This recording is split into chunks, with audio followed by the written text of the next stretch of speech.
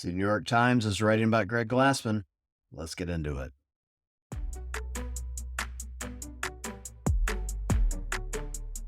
Hey, before we get started, do me a favor, hit that subscribe button as well as the notification bell. That way you don't miss anything coming out here on the channel. So the New York Times released an article today around Greg Glassman and his new project, MetFix. I posted the article on my story on Instagram, and many of you from outside the US messaged me that you don't get access. And you asked me for a recap, so I thought I would give you just a short recap here. Now, if you want to read the article for yourself, it's written by a journalist named Calum Marsh, and it's titled 4 Years Later, CrossFit's Disgraced Guru Attempts a Comeback. And you can go to the New York Times to find that. What I'm going to give you today is just my opinion. This is not going to be a word-for-word retelling of the article itself. I would highly encourage you to go read it for yourself and make up your own mind. So I read this thing no less than half a dozen times, and at first glance, it feels like a pretty quick and easy read.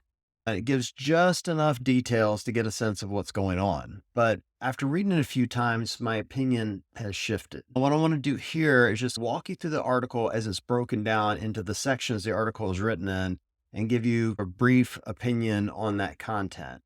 The article itself sets up the entire narrative with a story about an affiliate owner meeting Greg and his affiliate in Royal Oaks, Michigan, being one of the very first to offer MetFix, describing it as a grown-up and sexy version of CrossFit with a little bit more on the critical thinking. Now, I think they did this at the beginning to paint a picture within the readers' minds of both this grand return of Greg to the fitness space and to set up that MetFix is similar but different from CrossFit. And those are good things, but the article itself quickly takes a turn away from that. So the very first section is called A Charismatic Leader's Downfall. And the short story to this part of the article is that it's a lot of retelling of the events of 2020 and very few details around MetFix. I understand why they do that. You need to remind the readers of what happened, but it really felt like this was going to become the biggest part of the article, and it took away from the MetFix aspects later on in the story.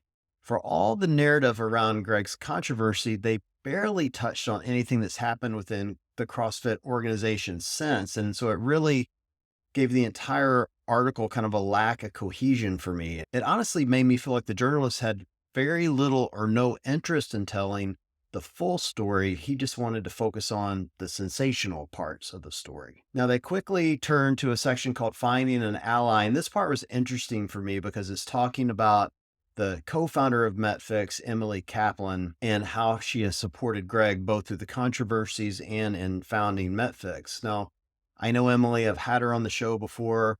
She's a brilliant woman, but I found this section to be interesting but incomplete. And what I mean by that is the journalist who wrote this refers to her as a journalist and tells some of her story, but her resume is far bigger than just a journalist as they define her. And I don't think they really did her justice as the MetFix co-founder. Now you can see her career journey here on the screen from the MetFix website, but basically this part of the article makes her seem one-dimensional. And when in reality, she's well-educated. She went to school at Harvard, Northwestern, and Smith. And besides being a journalist, as mentioned, she's led, expanded, and partnered with multiple businesses. She's a podcast host and an author, just to name a few things. So it felt to me a little bit like the exclusion of her credentials. It just felt a little purposeful. The next part of the article is titled Building It Back Up. And again, they focus on the fallout from 2020 in regards to sponsorships. And I have to be honest here, this didn't make sense to me at all. This felt like it needed to be at the beginning of the article, not here in the middle. They're talking about sponsors that left CrossFit during the crisis of 2020. And so it was really partly a rehashing of the beginning of the article and secondarily a cautionary tale of brands wanting to work with MetFix. And it just left me with this question of why would MetFix need sponsors to begin with? They're not a sport entity. So it just felt like another attempt to circle back to what had happened, to get the sensational, or maybe even to discredit. The very next part of the article, this was the most interesting to me. I got a little laugh out of it because it features a friend of mine, Andrew Hiller. Many of you guys know Andrew from his YouTube channel. Hiller Fit. Hiller has been a very notable YouTuber within the space, and they quoted him here as saying, "There's been no leadership in CrossFit since Greg's departure." And Hiller references some of Greg's writings when he was the owner, notably Fitness in 100 Words, as an example. But interestingly, the article didn't expand at all on what Hiller meant by current lack of leadership. It had very little substance. And so this felt like a monster missed opportunity to me to tell what was actually missing, at least in Hiller's view, from current leadership. They could also speak to why current affiliate owners could be looking for an alternative like MetFix and how MetFix could fill that void. Again, just huge opportunities to circle back to the point of the article of that void that MetFix is trying to fill and didn't answer the question that they brought forward. The next part of the article is called The Science of MetFix. And this one raised some eyebrows to me because I felt like it had some inconsistencies in it. They include a part from a nutritionist within the CrossFit space named Jennifer Brocksterman. Now, I don't know Jennifer at all, but they define her as the founder of CrossFit's Nutrition RX program.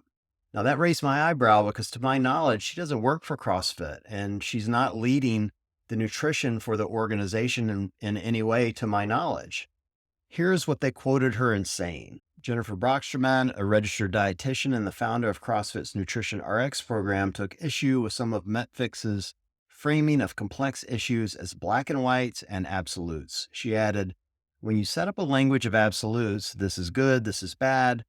If you have this, you're going to get cancer or Alzheimer's.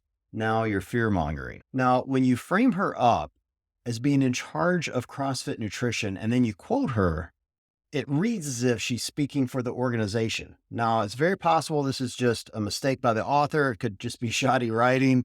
I could be misreading it, or I don't understand her place within the CrossFit ecosphere. But to my knowledge, she doesn't work for CrossFit headquarters. And so that felt like a very weird part of the article to me. Also, for all the details they gave previously on Greg's past accusation, they were really light on details around what MetFix's plans are around nutrition. They have an entire section around nutrition and don't talk about what MetFix's wheelhouse is. That's just really odd to me. And finally, the end of the article actually asks the question they probably should have framed up right at the beginning, but the one that I think is on most people's minds, which is, will MetFix be able to draw people away from CrossFit that just simply want to get into shape? Now, they get a really good quote here from Dale King. Now, Dale is a CrossFit box owner in Portsmouth, Ohio. He's a friend, by the way. I've known Dale for years, and he is a brilliant man, and he's leading MetFix's affiliate program. And he suggested to them that MetFix will likely appeal to gym owners because they've already abandoned CrossFit and they want something new. His quote is, "There's been a lot of people who have dropped their affiliate for one reason or another and who feel like they're doing better business because they don't have all the negative connotations of CrossFit attached to it," he said. "I think there's an opportunity there." Now, I think this is a very valid opinion by Dale, but again, they didn't expand on this. They didn't spend any time expanding why affiliate owners would feel abandoned by CrossFit, or they would have abandoned CrossFit at this point. So the entire article from end to end left me with more questions than answers. I'm actually left at the end of this wondering, why now? Like, why write this article now? What was the point of it? The entire article to me feels more like a prequel to something bigger. What I mean by that is, I think it's possible that they wanted to write this article to have something to circle back to when and if MetFix takes off. But I also think they may have something bigger in mind right now, and we're going to see that in really short order. Regardless, the entire article to me is really short on MetFix details and pretty thick on drama. So if you like drama, read it. If you want to learn about MetFix, you should go to brokenscience.org and check it out. Thanks for tuning in. See you guys soon.